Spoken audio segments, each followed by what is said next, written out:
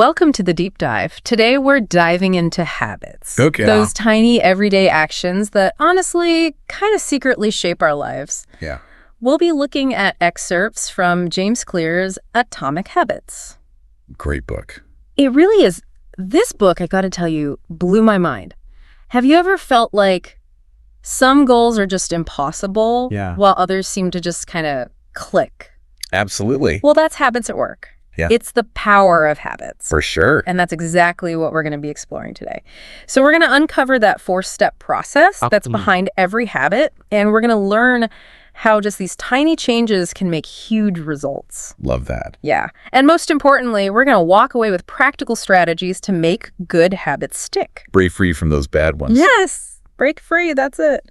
Speaking of breaking free, one thing that really struck me was James Clear's own story. Oh, yeah. He had this near fatal baseball accident, shattered face, seizures, the works, you name it. You'd think that would be a total setback, right?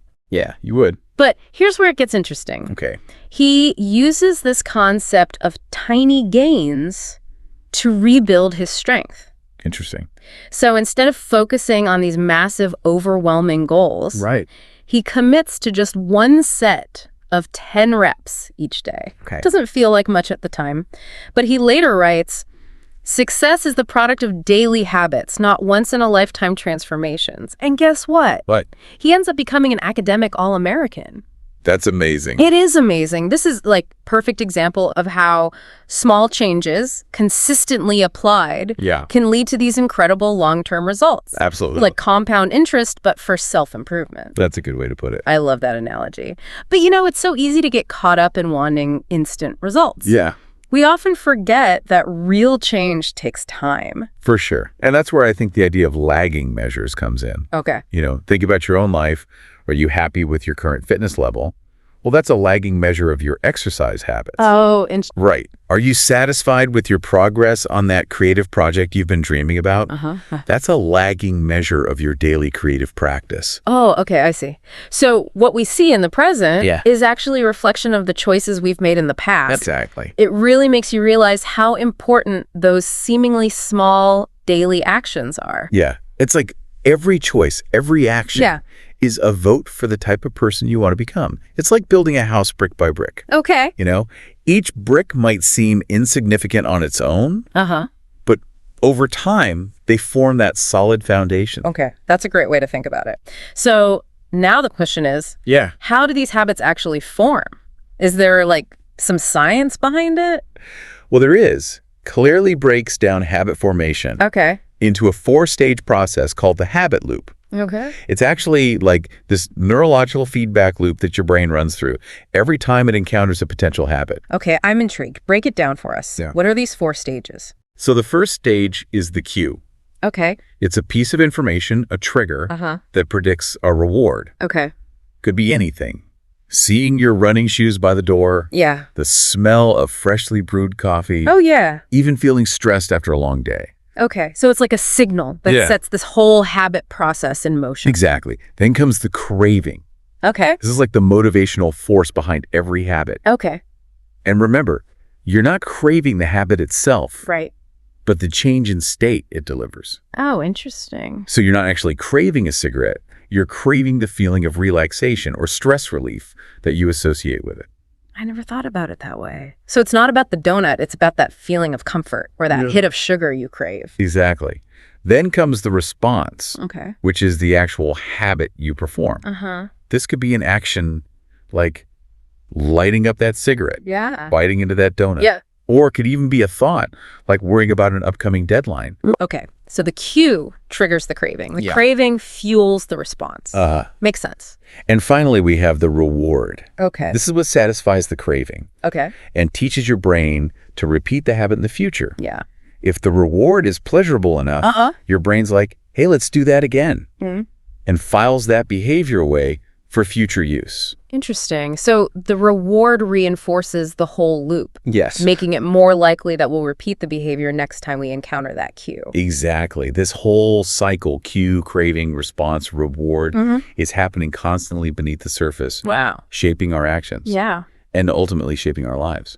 I'm starting to see my own habits in a whole new light. Yeah. What's really fascinating is that we can actually use this knowledge to our advantage, right? Absolutely. Understanding that habit loop gives us the power to change our behaviors, both the good and the bad. Okay. Example. Yeah. Once you understand those cues that trigger your bad habits, you can start to make them invisible or less appealing. Okay, now we're getting to the good stuff. I'm ready to start breaking some bad habits. Tell me more. Yeah. Okay, so we've got this habit loop figured out. Yeah. Cue, craving, response, reward. How do we actually use this knowledge to break those bad habits? The ones that just seem to hang on for dear life. Well, Clear talks about this concept of inversion. Okay. Which is basically flipping the 4 laws of behavior change on their head. Okay. To make undesirable habits less appealing. Inversion, that sounds intense. Like we're turning the habit loop inside out. It's a pretty powerful tool. Imagine this. You're trying to cut back on mindless snacking instead of having those tempting treats out on the counter. Yeah. You make the cue invisible by tucking them away in a cupboard. Okay. Out of sight, out of mind, right? I actually tried that recently with my phone. Oh, yeah. I used to keep it right next to my computer. I'd find myself constantly checking it, but then I moved it to another room. And it's amazing. I reach for it way less. That's a fantastic example of making the cue invisible. Yeah. Now, let's say you do walk into the kitchen and see those snacks. Instead of focusing on how delicious they look, you make the habit unattractive by reminding yourself, how sluggish and bloated you feel after overindulging. So you're basically shifting your mindset to highlight the downsides of the habit. Exactly. And if you still find yourself reaching for that bag of chips, make the response more difficult. Okay. You could pre-portion your snacks into smaller containers. Yeah. Or even put them in a hard to reach spot. I like that. Creating a little obstacle course for your bad habits. Right. And finally, let's talk about the reward. Okay. To make that bad habit less satisfying. You could introduce a consequence. Okay. Maybe you donate $1 to a cause you dislike. Yeah. Every time you slip up, or you have to do an extra chore you've been putting off. In the book, Clear talks about how Yeah. John H. Patterson, the inventor of the cash register, actually used this principle to combat employee theft. Oh, wow. Back in the late 1800s. So back then, employee theft was a huge problem. Yeah. Because there was no way to accurately track transactions. Right. Patterson noticed that if he made theft more difficult and less rewarding, employees were less likely to steal. That's how he came up with the idea of the cash register. Oh, interesting. It made every transaction visible and created a permanent record, making it much riskier for employees to pocket money. That's brilliant.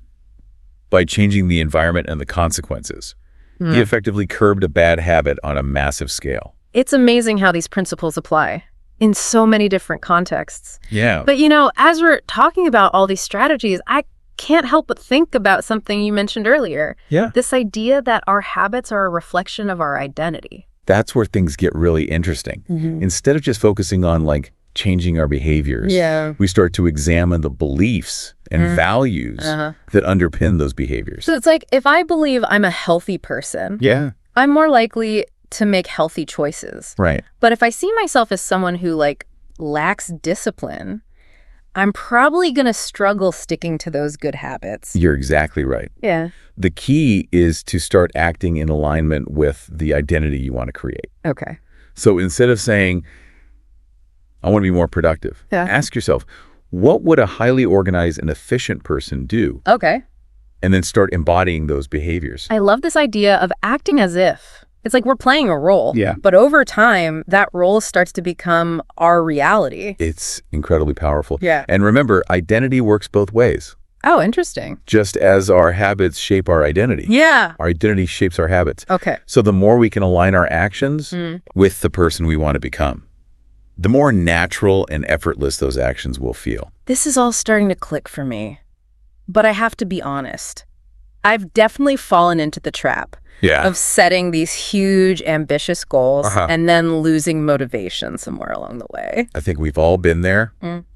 But luckily, Clear is this brilliant insight for this. Okay. It's called the Goldilocks rule. The Goldilocks rule. That sounds intriguing. The Goldilocks rule states that humans experience peak motivation. Okay. When working on tasks that are right on the edge of our current abilities. Oh, interesting. Not too hard, not too easy, just Right. Yeah. Think about those moments when you're completely engrossed in an activity and time seems to fly by because you're in that sweet spot of challenge and skill. I experience that when I'm writing. Oh, yeah? If I'm working on a piece that's way beyond my current skill level, I get frustrated and want to give up. Right. But if it's too easy, I get bored and lose interest. That's exactly it. The trick is to find that Goldilocks zone for each of your goals. So how do we do that? How do we find that sweet spot where we're challenged but not overwhelmed? It's all about breaking down those larger goals into smaller, more manageable steps. Start with something that feels just slightly outside your comfort zone. And then as you master that step, gradually increase the difficulty. So if I want to start running, I shouldn't aim for a marathon on day one. Exactly. Maybe you start by walking for 15 minutes. Then gradually increase the distance and intensity over time. The key is to make those incremental adjustments. So you're constantly stretching yourself, but never feeling defeated. All right. That makes sense. But even when we find that sweet spot, sometimes it's still hard to just get started. Oh, I hear you. In those moments, the 2-minute rule can be a lifesaver. It's such a simple concept, but incredibly effective. Okay, tell me more about this 2-minute rule. I need all the help I can get with getting started. So here's the idea. When you're starting a new habit, it should take less than 2 minutes to do. Interesting. So instead of saying, I'm going to write a chapter today, you say, I'm going to open my laptop and write one sentence. Instead of, I'm going to clean the entire kitchen, you say, I'm going to load the dishwasher. Wait, seems almost too easy. That's the beauty of it. Right. By making the starting point ridiculously easy, you're removing all those mental barriers that often prevent us from taking action. Right. And once you've taken that first step, you've built momentum. And it's much easier to keep going. It's like tricking your brain into getting started. Exactly. It's like a Jedi mind trick for habit formation. I'm definitely going to try that. But let's say we've managed to start this new habit and we're feeling motivated, we're making progress. How do we make sure we stick with it in the long run? Because let's be honest, life gets busy. It's easy to let those good intentions fall by the wayside. That's where the concept of habit stacking comes in. Habit stacking, I've heard of that. It's about linking new habits to existing ones, right? You got it. The idea is to identify a habit you already do consistently. Something like brushing your teeth or making your morning coffee, and then stack a new habit on top of it. So if you want to start meditating every morning, you might create a habit stack like this. After I pour my first cup of coffee, I will meditate for 2 minutes. I've actually been trying that with my writing habit. Oh, really? After I finish my morning journaling, I sit down and write for 15 minutes. That's great. It's amazing how much easier it is to stick to my writing goals when I have that pre-existing trigger in place. That's fantastic. So by linking the new habit to a pre-existing trigger, you're essentially creating this mental shortcut. That makes it much easier to follow through. Speaking of shortcuts, it also makes me think about how our environment can either support or sabotage our efforts. If I'm trying to, eat healthier. But my pantry is full of junk food, it's going to be a constant battle against temptation. You're absolutely right. Clear emphasizes this point throughout the book. He even goes as far as to say that behavior is a function of the person in their environment. Wow. I never thought about it like that before. So it's not just about willpower or motivation. It's like our surroundings are constantly influencing our choices, whether we realize it or not. Exactly. Which means we can actually use this to our advantage by designing environments that make it easier to stick to our good habits. Interesting. Think about those tempting social media apps on your phone. If you're constantly checking them, try moving them to a less accessible screen. Or even deleting them altogether. I recently did a digital declutter. Oh, nice. I removed all those social media apps that were just sucking at my time. It's amazing how much more peaceful and productive I feel now that I'm not constantly bombarded by those notifications. That's a perfect example of how a simple environmental change can have a profound impact on our behavior. On the flip side, if you want to read more, make sure you have a book strategically placed by your bedside table or on your couch where you could easily pick it up. It's like we're setting ourselves up for success by creating those little nudges in the right direction. Exactly. Clear also talks about having dedicated spaces for different activities, right? Absolutely. He calls it the one space, one use principle. Okay. So your desk is for work. Your bed is for sleeping. Your couch is for relaxing. I love that. It's like we're training our brains to switch gears effortlessly, depending on where we are. But even with all these strategies, there's still like this one piece of the puzzle I'm wondering about. Okay. How do we make good habits not only easy to start, but also enjoyable to stick with over time? Because let's face it, even if we manage to get started, if the habit itself isn't rewarding in some way, we're much more likely to give up. You've hit on a crucial point. Yeah. And that's where Clear's fourth and final law of behavior change comes in. Okay. Make it satisfying. Make it satisfying. No, we're wired to seek pleasure and avoid pain. And this principle plays a huge role in shaping our habits. So if we can find a way to make those good habits enjoyable, or at least link them to something pleasurable, we're much more likely to repeat them. Exactly. The challenge is that the rewards for our good habits, things like better health, a sense of accomplishment, financial security, those are often delayed. They don't give us that like instant gratification that our brains crave. And on the other hand, the rewards of bad habits, that feeling of escape, comfort, or instant gratification, those are often immediate. It's like our brains are wired for those short-term rewards, even if they ultimately lead to long-term consequences. That's exactly the problem. So how do we bridge that gap? How do we make those long-term rewards more enticing in the moment? Well, one powerful technique is called temptation bundling. Temptation bundling. That sounds interesting. Tell me more. It's all about pairing an action you want to do with an action you need to do. Let's say you love watching your favorite TV show, but you also need to work out more. You could bundle these two activities together by only allowing yourself to watch the show while you're on the treadmill or elliptical. So it's like treating yourself to a little reward, but only while you're engaging in the habit you want to reinforce. Exactly. And it works because you're essentially linking a pleasurable activity to a less pleasurable one, making the whole experience more enjoyable. I love that. It's like tricking your brain into associating exercise with something you actually look forward to. What are some other ways we can make good habits more satisfying? Well, Clear also talks about the importance of celebrating small wins. It's so easy to get caught up in striving for those big, ambitious goals that we forget to acknowledge and appreciate the progress we're making along the way. It's like we need to give ourselves permission to celebrate those milestones, no matter how small they might seem. Exactly. You know, those small wins provide a sense of accomplishment and reinforce that positive feedback loop associated with the habit. It's like we're giving our brains a little dopamine hit every time we acknowledge our progress, which motivates us to keep going. Precisely. Another powerful strategy is habit tracking. Oh, I've been experimenting with that. I have this habit tracker app on my phone where I like log my progress each day. It's surprisingly motivating to see those little check marks adding up over time. It's a fantastic tool. And Clear highlights a few key benefits of habit tracking first. It keeps us aware of our progress. Which is like essential for maintaining motivation. You know, when we can see those small wins adding up, it reinforces our belief that we're capable of change. It's like we're creating a visual representation of our progress, which can be so empowering. On those days when we're feeling discouraged. Exactly.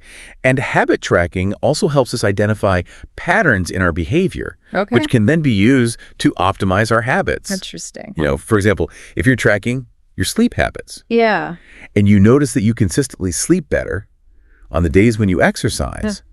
That's valuable information that you can use to improve your sleep quality. I've definitely noticed that. I started like tracking my mood and energy levels alongside my habits. Interesting. And it's fascinating to see how those things are all interconnected. But what about those bad habits that just seem impossible to break? I think we all have those. You know, the ones that we know are holding us back. But we just can't seem to resist. It's important to remember that like breaking bad habits is often a process. Absolutely. Not an event. It takes time, effort, and a lot of self-compassion. Yeah. So what are some strategies for making those bad habits less satisfying and harder to repeat? One of the most effective techniques Clear discusses is the use of an accountability partner. Accountability partner? That sounds like a good idea. Tell me more about that. Well, an accountability partner is someone who helps you stay committed to your goals by providing like support, encouragement, and a little bit of like external pressure. It's like having a cheerleader and a coach rolled into one. Exactly.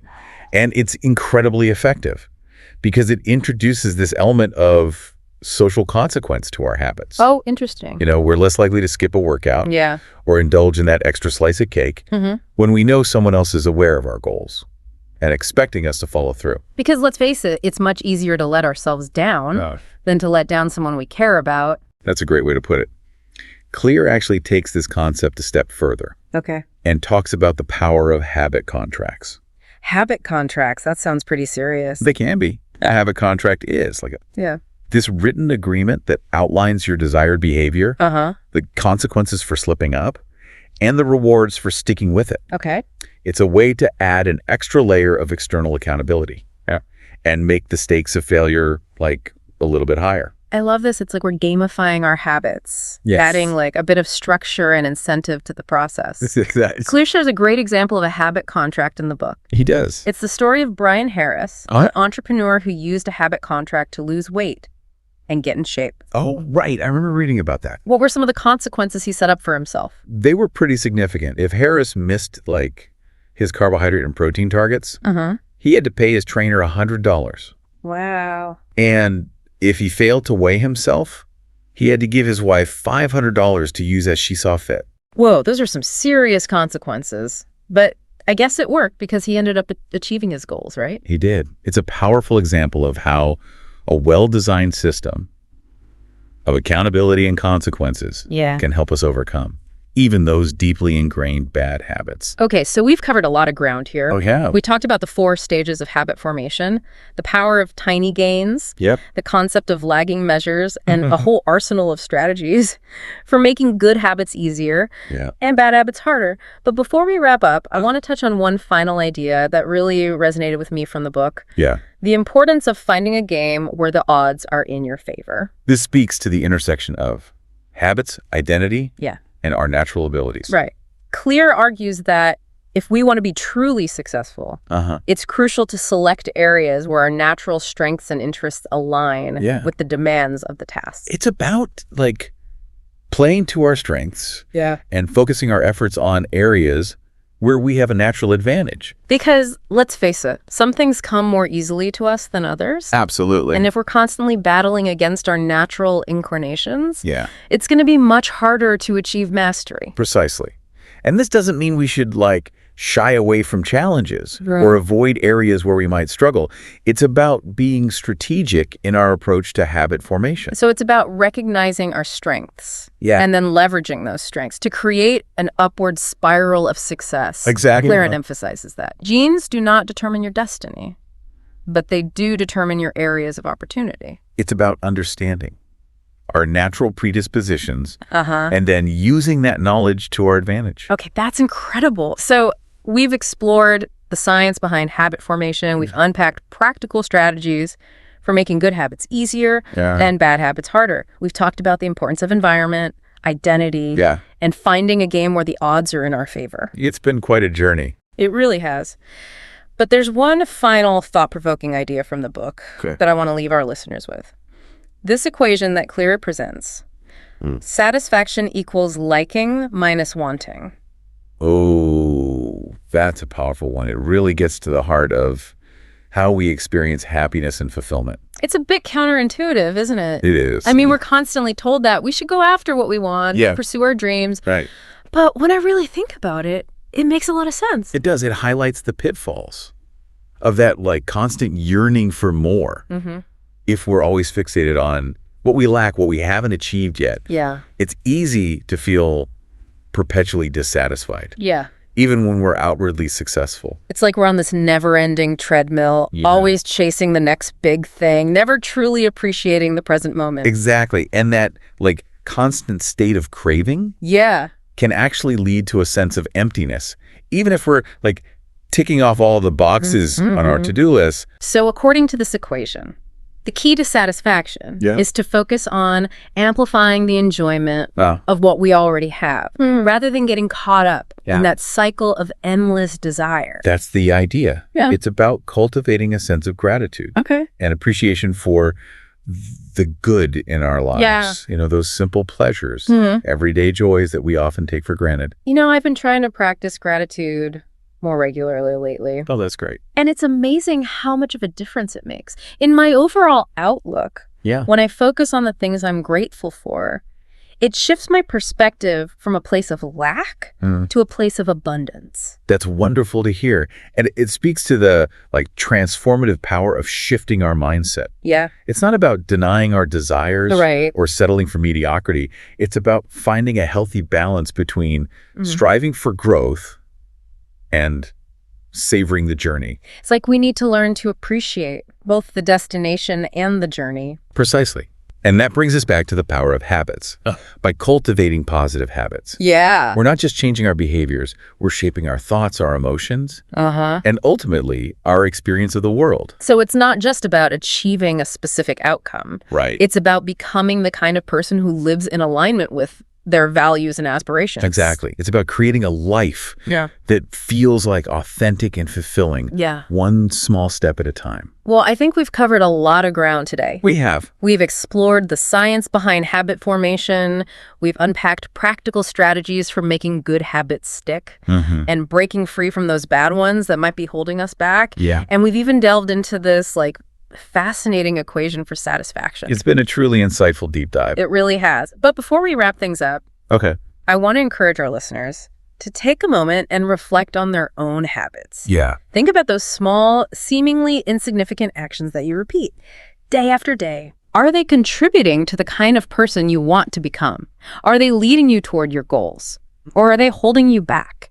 This is where the real work begins, taking all this knowledge and applying it to create positive change in your own life. Right, because understanding the science is one thing. But putting it into practice is where the real magic happens. Absolutely. And remember, it's about progress, not perfection. It's about making small, consistent changes over time and celebrating those victories along the way. And most importantly, enjoying the journey. Absolutely. Because those small steps, those tiny changes can truly lead to remarkable results. So if you're ready to embark on this journey of self-improvement, if you're eager to, like, harness the power of atomic habits to create a more fulfilling and meaningful life, we highly recommend checking out James Clear's book. It's a game changer. It really is. And remember, the journey of 1,000 miles begins with a single step.